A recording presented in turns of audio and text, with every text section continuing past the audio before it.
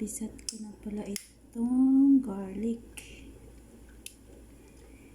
Itong garlic na to ay ilagay ko sa dakos.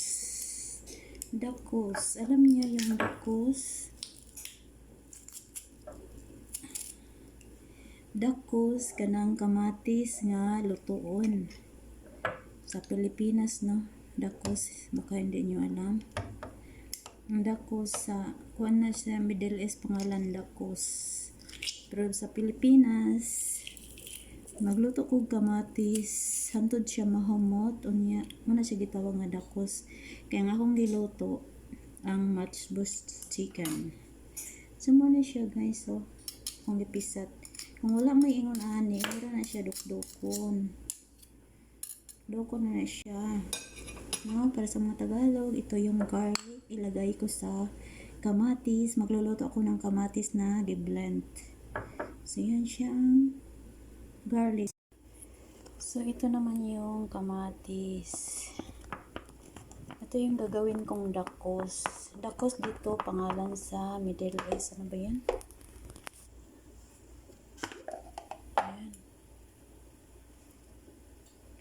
Ito yung tinatawag na dakos. Pero hindi pa yan siya dakos kasi hindi pa siya naluto. So, ngayon lulutuin ko ito siya. Kaya nagawa ako ng garlic kasi magawa ako ng dakos. Yan.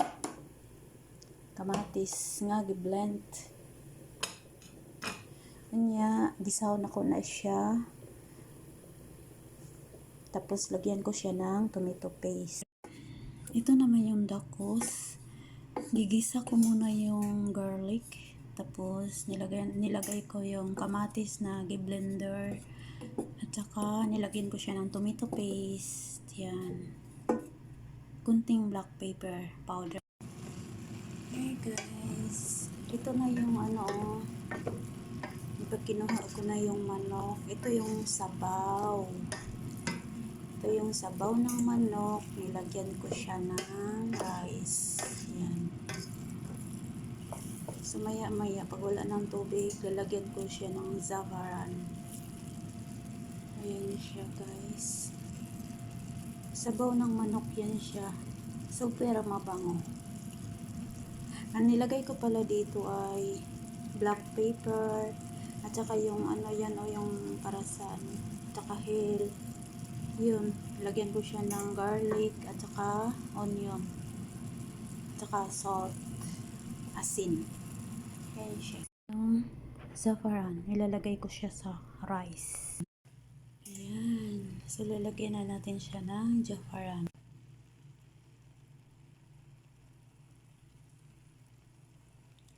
Mabango ito siya guys, ang saffron. Ayan. Si saffron.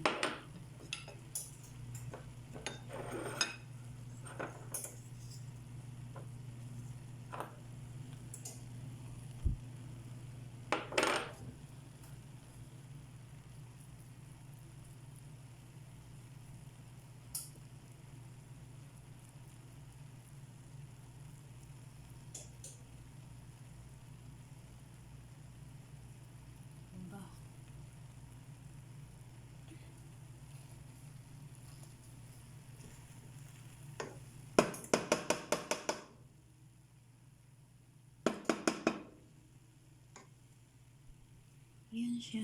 Maya-maya yan, pagluto na talaga siya mabango. Ayan. Ito naman yung manok. Yan ang nandoon sa Yan yung manok kinuha ko. Lagyan ko siya ng patat. So, ito na yan siya guys. Nag-fry ako ng patatas. Nilagay ko yan siya. At ngayon ilalagay ko siya sa foron hanggang ma-golden brown. So, let's go. So, hi guys. Ito na yung mga ginagawa ko.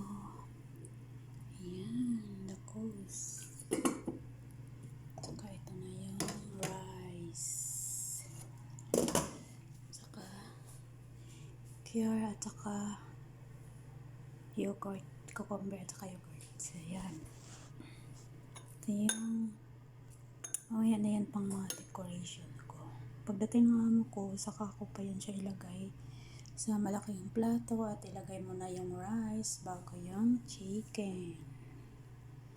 So, yan. Ito pala yung onions. Gi-fry ko siya pang dagdag decoration mamaya sa rice. Hindi ko na kasi ma-video pag maglagay ako ng rice kung paano yun siya. Kasi nandito na yung amo ko. Yun. Ito siya, lalagyan ko pa siya ng ingredients. Darisen powder at saka yung black pepper at saka kunting lemon powder. Yun lang at saka asin. Yan, so nilagyan ko siya ng powder na darsin at saka black lemon powder, little only, and black pepper at saka asin kunti pang decoration.